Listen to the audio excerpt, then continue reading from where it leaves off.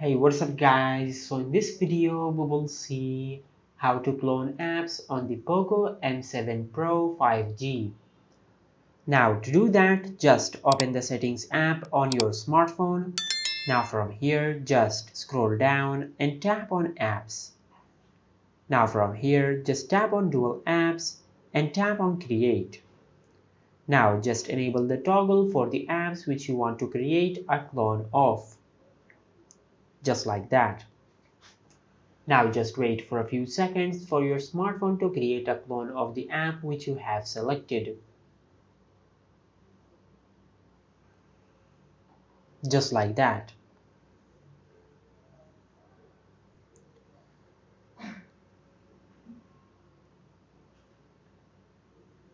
Now once you have done that, now if you go to your home screen and open the app drawer, you will find the clone of the apps which we have created. And as you can see, the cloned version has an icon at the bottom left corner to indicate that this is the cloned version of the original app. And this is how you can clone apps on the Poco M7 Pro 5G.